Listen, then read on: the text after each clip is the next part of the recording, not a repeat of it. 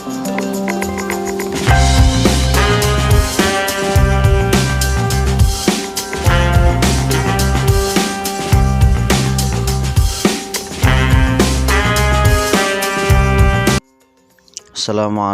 warahmatullahi wabarakatuh. Wasiat Rasulullah SAW yang kedua tentang wudhu dan sholat. Qala Nabi alaihi salatu wassalam, ya Ali, istaqsi isbaghul wudu'i fa innahu satrul iman, fa idza tawadda'ta fala tusrif fil ma', Fida farugta min tuhrin faqra, inna anzalnahu fi lailatul qadr min ba'di ghuslil qadamaini asyara marratin yufarijullahu hammaka. Nabi Muhammad SAW bersabda, hai Ali, bersungguh-sungguhlah kamu dalam menyempurnakan wudhu, karena sungguhnya menyempurnakan wudhu adalah sebagian dari iman. Apabila kamu berwudu, maka janganlah kamu berlebihan dalam menggunakan air. Dan apabila kamu telah selesai wudu, maka bacalah surat Al-Qadar sebanyak 10 kali, maka Allah akan menghilangkan kesusahanmu. Wudu merupakan salah satu cara untuk membersihkan diri dari hadas kecil. Wudu juga dikerjakan sebelum mengerjakan sholat, baik sholat wajib maupun sholat sunnah. Dalam wudhu kita dianjurkan untuk memenuhi syarat rukun sebagai yang diajarkan oleh Rasulullah SAW, karena menyempurnakan wudhu adalah sebagian dari keimanan. Selain itu, kita dilarang berlebihan dalam menggunakan air untuk berwudhu, karena sesuatu yang berlebihan itu mubadir, yang merupakan perbuatan setan. Setelah wudhu, Rasulullah juga menganjurkan agar membaca surat Al-Qadar sebanyak 10 kali agar dihilangkan dari segala kesusahan. Inilah yang diajarkan oleh Rasulullah SAW, termasuk amalan yang mudah-mudahan ketika kita setelah berwudhu membaca surat Al-Qadar sebanyak 10 kali, maka hilanglah kesusahan-kesusahan yang ada pada kita. Itulah adab wudhu. Lalu yang kedua adalah bacaan sesudah wudhu. Ya Ali, idza faragta minat taharati fakhudh ma'an wamsah biyadaika raqabataka wa qul subhanaka Allahumma wa bihamdika asyhadu an la ilaha illa anta wahdaka la syarika laka astaghfiruka wa atubu ilaik. Sumangdur ilal ard wa qul asyhadu anna Muhammadan abduka wa rasuluka fa inna man qala hadza ghafarallahu lahu kulla saghiratin wa kabiratin.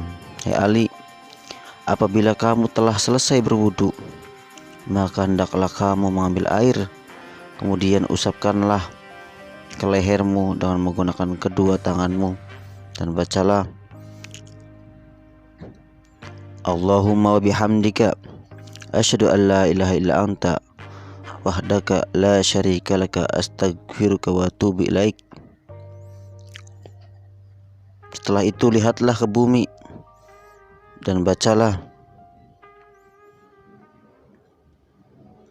asyhadu anna Muhammadan abduka wa rasuluk.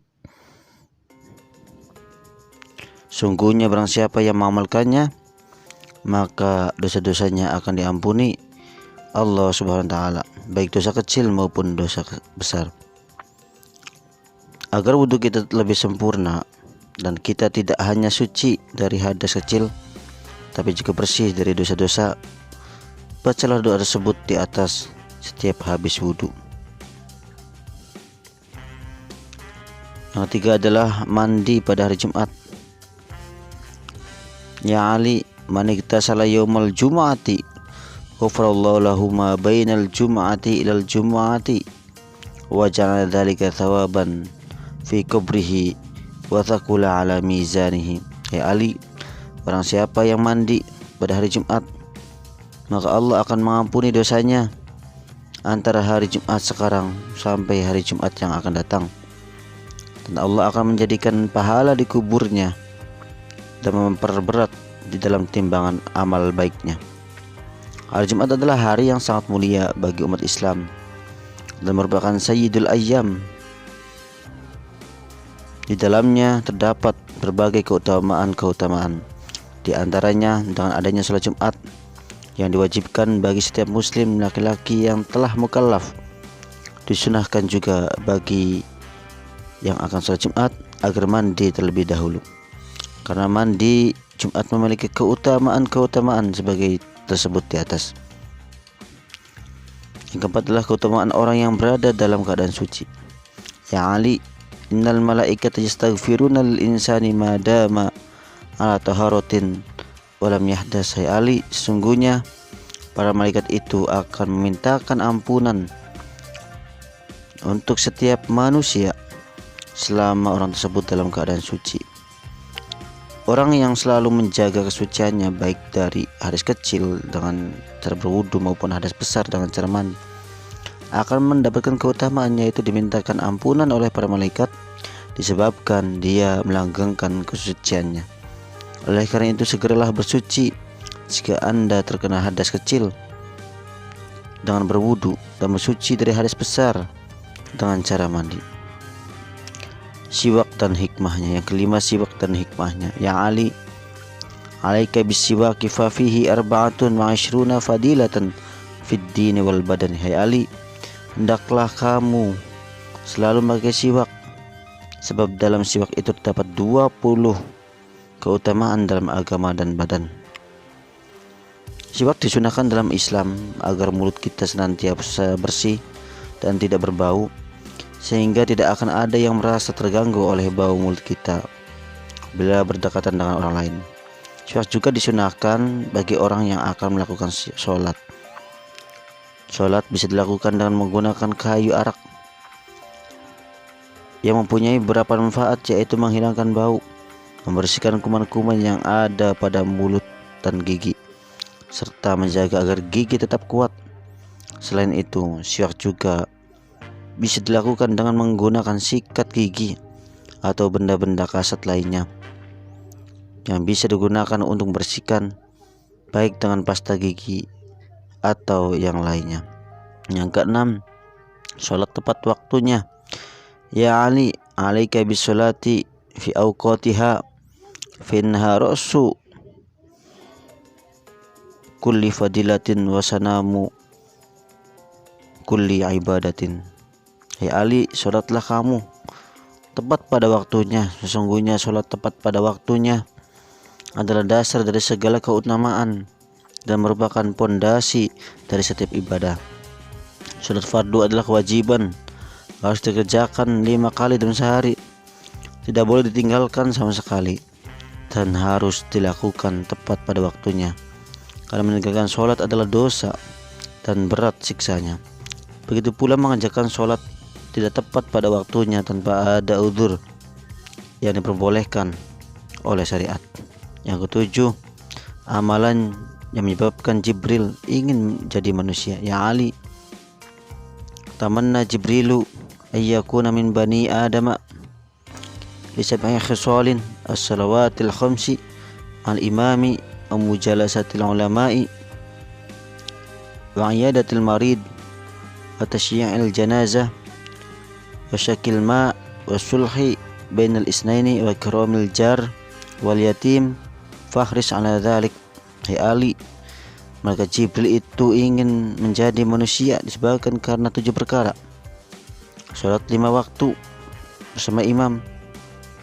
Yang kedua, duduk bersama ulama. Yang ketiga, menjenguk orang sakit. Yang keempat, mengantarkan jenazah.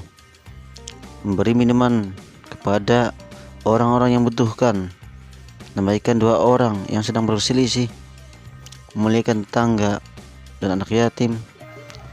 Oleh sebab itu, berusahalah untuk melaksanakan ke-7 perkara tersebut. Dalam Islam ada berbagai kesalehan yang sunnah dilakukan.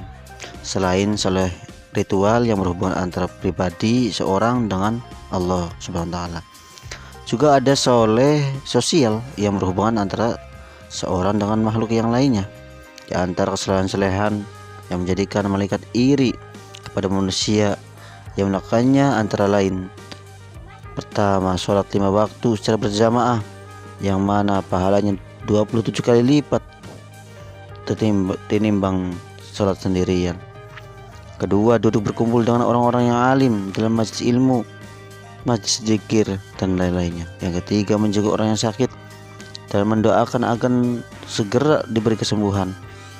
Yang keempat, mengantarkan jenazah orang Islam yang meninggal dunia yang sangat besar sekali pahalanya. Selanjutnya, memberi bantuan kepada orang yang membutuhkan, begitu berupa makanan, minuman, atau penyalain. Selanjutnya, mendamaikan orang-orang yang sedang berseteru atau berselisih. Selanjutnya, memulihkan tetangga, memberikan santunan kepada anak yatim yang sangat membutuhkan bantuan dan kasih sayang kita.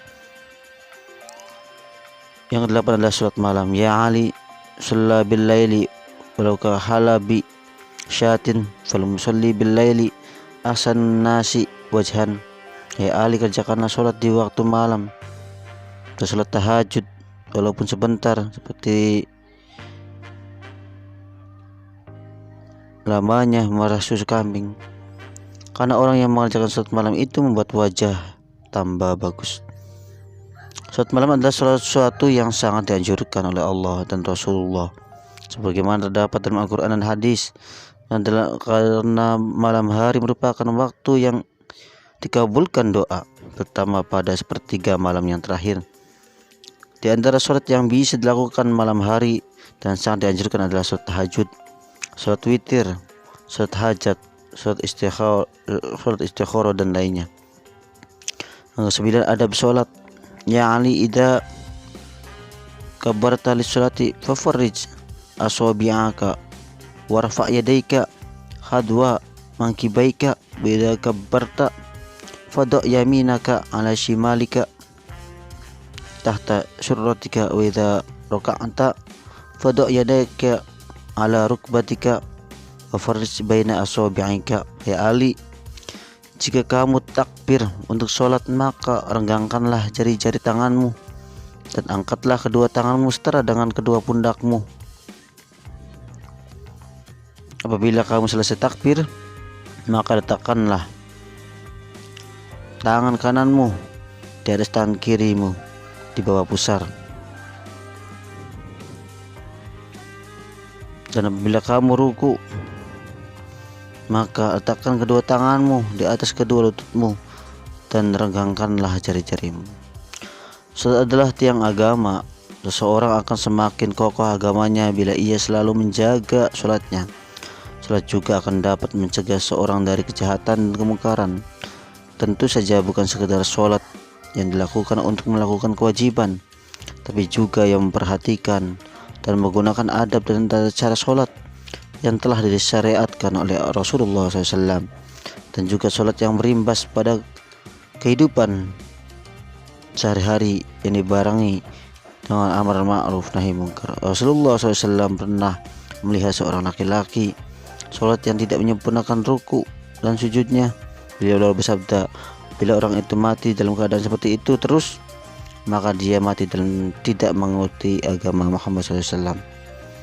Dalam hadis lain diriwayatkan, barang siapa sholat di luar waktunya, tidak menyempurnakan wudu-wudunya, tidak khusyuk dan tidak sempurna ruku dan sujudnya, maka amalan sholat itu keluar dengan berwarna hitam dan gelap serta berkata, mudah-mudahan Allah menyia-nyiakan kamu seperti kamu menyia-nyiakan aku, dan Allah benar-benar melipatnya seperti baju kurma, seperti baju yang kumal. Yang ke-10, menjaga sholat subuh dan maghrib. Ya Ali, asrif fi subhi wa sallil maghriba ba'da ghiyabi syamsi biqadri jalabasyatin fa inna dhalika min khisalil anbiya alaihimus salam. Hai Ali, kerjakanlah sholat subuh sedikit agak siang, dan kerjakanlah sholat maghrib setelah matahari terbenam kira-kira lewat sepanjang merah susu kambing. Sesungguhnya itu adalah tindakan para nabi alaihissalam. Rasulullah SAW menganjurkan agar tidak terlalu pagi untuk melakukan sholat subuh, karena waktu subuh adalah waktu yang penuh dengan keberkahan. Oleh karena itu, sebelum sholat subuh sangat dianjurkan dahulu dengan melakukan sholat sunnah qobliyah subuh, sholat sunnah wudhu maupun sholat sunnah yang lainnya, karena setelah sholat subuh diharamkan melakukan sholat sunnah. Rasulullah juga menganjurkan agar segera melakukan sholat maghrib saat tiba waktunya, karena waktu sholat maghrib sangat singkat sekali. 11 adalah keutamaan sholat berjamaah. Ya Ali, alaika bisolatil jamaah fa inna indallahi kamashika ilal hajj wal umrah, ama yahrusu ala sholatil jamaah illa rajulun mu'minun qad ahabbahu Allah wa ma yajhadu fiha illa munafikun qad abghadahu Allah. Hai Ali, kerjakanlah selalu sholat dengan berjamaah. Sesungguhnya sholat berjamaah menurut Allah seperti berangkat haji dan umrah. Orang yang senang mengerjakan sholat berjamaah hanyalah orang yang beriman dan benar-benar dicintai Allah. Sedangkan orang yang tidak senang sholat berjamaah hanyalah orang munafik yang dilaknat oleh Allah. Sholat berjamaah adalah sangat ditekankan oleh Rasulullah, dan pahala sholat berjamaah juga dilipat gandakan 27 kali lipat sholat sendirian. Selain itu, sholat berjamaah juga menjadi sarana untuk berkumpulnya sama muslim. Dengan pertemuan sama orang Islam tersebut, maka akan timbul persaudaraan sesama muslim dan terhapusnya dosa-dosa yang berkaitan dengan hak adami, terutama yang dosa yang tidak disengaja. Yang 12, hamba paling dicintai Allah. Ya Ali, ahabbul ibadi ilallah abdun sajidun yaqulu fi sujudihi rabbi inni zalamtu nafsi faghfirli dhanbi fa innahu la yaghfiru dzunuba illa anta ya Ali. Hamba yang dicintai Allah adalah hamba yang bersujud kepadanya dan membaca Rabbi inni zalamtu nafsi faghfirli dhanbi fa innahu la yaghfiru dzunuba illa anta. Hai Tuhanku, sungguhnya aku telah menganiaya diriku sendiri, maka ampunilah dosaku, karena tidak ada yang dapat mengampuni dosa kecuali Engkau. Yang ke-14, anjuran melakukan sholat duha dan keutamaannya. Ya Ali, alaika bisolati duha fis sahari wal hadari fa innahu idza kana yaumal qiyamati yunadi munada min fawqi safaril jannah aina alladhi kanu yusalluna ad-duha udkhulu min babid duha bisalamin aminin wa ma ba'atha min nabiyyin illa amarahu bisolati duha. Pergian maupun di dalam rumah, hai Ali, kerjakanlah selalu sholat duha baik di waktu pergian maupun di dalam rumah, karena kelak nanti di hari kiamat terdapat seruan dari ada surga di manakah orang yang ahli mengerjakan sholat duha. Masuklah kalian ke dalam pintu ad-duha dengan selamat dan juga aman. Allah tidak pernah mengutus seorang nabi kecuali beliau diperintahkan mengerjakan sholat duha. Sholat duha adalah sholat yang dilakukan pada pagi hari setelah matahari beranjak naik hingga menjelang waktu duhur antara jam 7 sampai jam 11. 9 rakaat sholat duha maksimal 12 rakaat dengan setiap 2 rakaat salam. Sholat duha mempunyai banyak keutamaan, di antaranya adalah dapat membuka pintu-pintu rezeki, mendapat perlindungan Allah sepanjang hari, serta akan dimasukkan surga melewati pintu ad-duha. Yang ke-15, sholat jamaah adalah kemuliaan orang mukmin. Ya Ali, min karamatil mu'min zaujatun muwafaqatun wassalatu jama'atan wajironun yuhibbunahu. Hai Ali, orang yang tergolong kemuliaan orang mukmin adalah orang yang memiliki istri yang ideal, salat berjamaah, dan tetangga yang menyukainya. Orang yang beriman kepada Allah adalah orang-orang yang akan mendapatkan kemuliaan di sisi Allah baik di dunia dan akhirat. Yang termasuk kemuliaan orang mukmin di dunia antara lain memiliki istri yang ideal, artinya soleha, yaitu istri yang setia yang bersama-sama mengarungi samudra kehidupan dengan tuntunan yang telah disyariatkan Allah, serta melahirkan benih-benih yang akan meneruskan perjuangan Islam. Orang yang melakukan sholat berjamaah, yang selanjutnya orang yang melakukan sholat berjamaah yang mana memiliki banyak kemuliaan dan keutamaan. Selanjutnya tetangga yang baik, saling menghormati dan saling tolong-menolong, sehingga menjadikan hidup dalam kedamaian dan ketentraman.